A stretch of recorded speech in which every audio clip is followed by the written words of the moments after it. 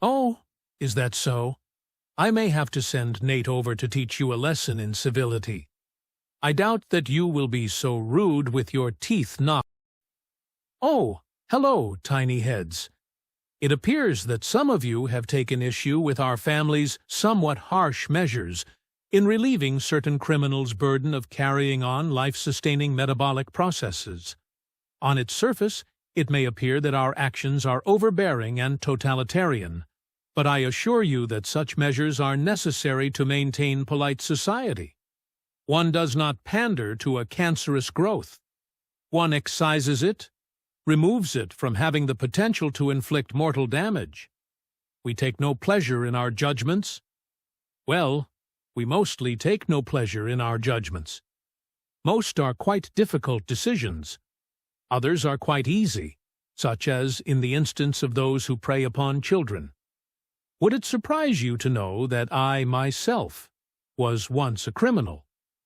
Indeed, I was. I take no pride in it, but, for a considerable part of my life, I was a wanted criminal. I was young. Well, not that young, but young, when I joined a group of my species' rebel outcasts.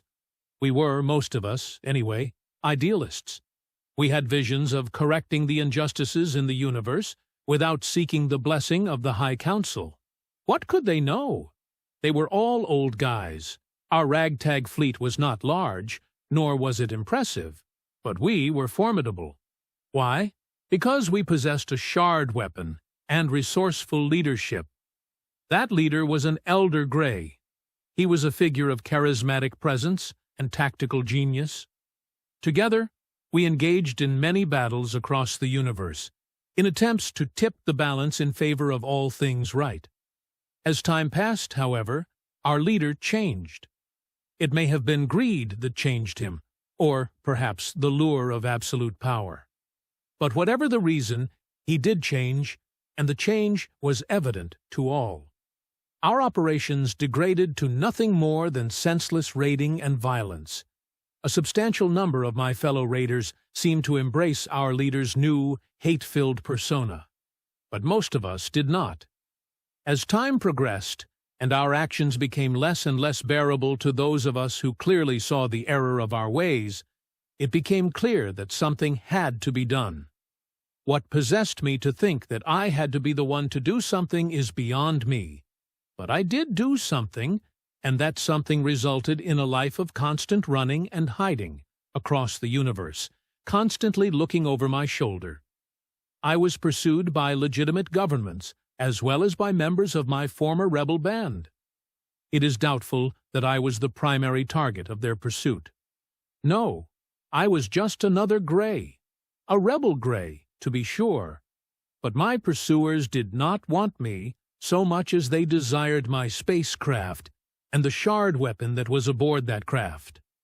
I eluded those trying to capture me for scores of years, but, eventually, my luck expired, and they found me.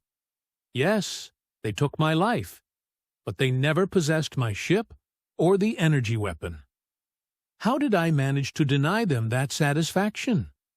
Well, that is a long story. Do you like stories?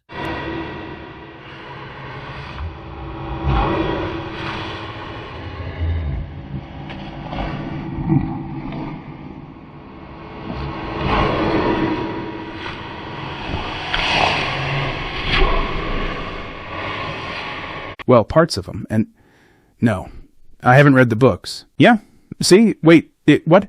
A stroke?